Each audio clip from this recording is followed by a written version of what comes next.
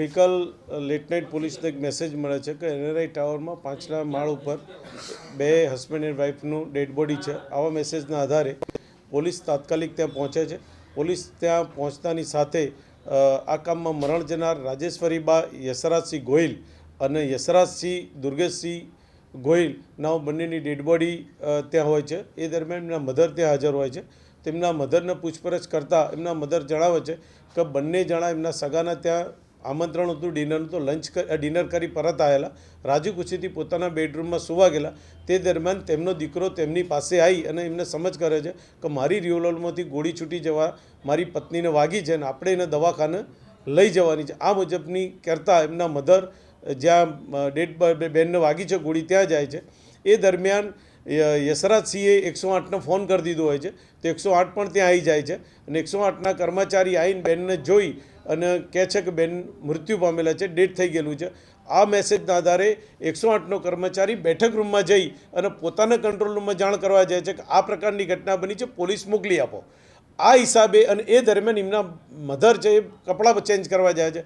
આનો લાભ લઈ અને યશરાજસિંહ જાતે સર્વિસ રિવોલ્વરમાંથી સુસાઇડ કરીને પોતે આત્મહત્યા કરી લે છે। આ મુજબની ઘટના બનતા પોલીસ તાત્કાલિક અસરથી ત્યાં જાય છે, બનાવવાળી સ્થળે જઈ FSL અધિકારીને સાથે રાખે છે, ફિંગરપ્રિન્ટ અધિકારીને સાથે રાખે છે અને એક્ઝિક્યુટિવ મેજિસ્ટ્રેટને સાથે રાખી અને મરણોત્તરની જે કામગીરી કરવાની તમામ કાગળજી કામ પૂર્ણ કરી અને ફોરેન્સિક PM કરવા સારું બંને ડેડ બોડીને સિવિલ હોસ્પિટલ અસારમાં મોકલી આપે છે અને હાલ અમે આગળની કાર્યવાહી કરી રહ્યા છીએ।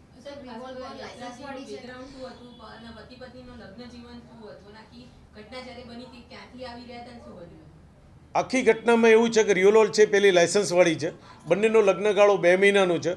સંબંધીના ત્યાં નવું લગ્ન થયેલું હોય તો અમને જમવાનું આમંત્રણ આપેલું, તો એ જમીને આવેલા હતા। અમે નીચે જે વોચમેન છે તેમની સાથે પણ પૂછપરછ કરી, વોચમેને પણ કીધું કે બંને ખૂબ ખુશ નવ યંગ કપલની જેમ બંને બિહેવિયર કરી અને હસતા હસતા ઉપર ગયા છે। એમના મધર પણ એવું કહે છે કે મને મળીને રાજી ખુશીથી પોતાના બેડરૂમમાં સૂવા ગયા છે અને એકદમ એમનો દીકરો આવીને એમને જાણ કરે છે કે મારી રિવોલ્વરમાંથી ગોળી છૂટી ગઈ છે અને મારી વાઈફને વાગી છે અને આપણે એને હોસ્પિટલ લઈ જવાની છે। આ હોસ્પિટલ લઈ જવા સારું 108ને એમને ફોન કરેલો હોય છે, 108નો કર્મચારી આવી જાય છે। 108નો કર્મચારી આવ્યા પછી બેનને તપાસે અને મૃત જાહેર કરે છે। 108ના નિયમ પ્રમાણે એને કંટ્રોલને જાણ કરવાની છે કે અમે જે જગ્યાએ આવેલા છે ત્યાં ઓલરેડી માણસ ડેથ થઈ ગયેલું છે, તો પોલીસને મોકલી આપો। આ મેસેજના આધારે 12 બેઠક રૂમમાં મેસેજ, એ દરમિયાન એનો લાભ લઈ અને આ કામમાં મરણ જનાર યશરાજસિંહ પોતે રિવોલ્વરથી ગોળી મારી અને પોતે આત્મહત્યા સુસાઇડ કરી લે છે। આ મુજબની ઘટના બનેલ છે।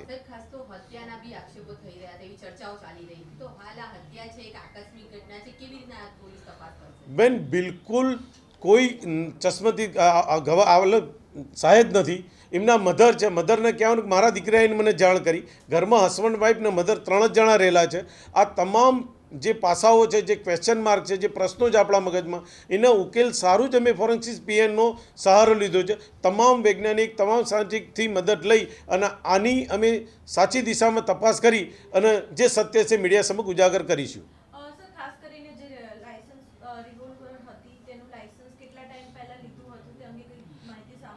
અમને પ્રાથમિક તપાસમાં એવી માહિતી મળી છે કે રિવોલ્વર એમને મધરને કહેવા મળી એની પાસે લાયસન્સ છે, રિવોલ્વર જોતા પણ રિવોલ્વર લાયસન્સવાળી છે, એટલે એ બધા જ અમે પહેલું લઈને તપાસ કરી રહ્યા છીએ।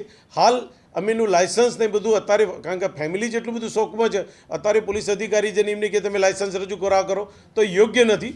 અમે સમય જતાં સાંજ સુધીમાં એમને પૂછી લઈશું અને એ બધી વસ્તુ અમે અમારી તપાસના કામે જમા લઈશું।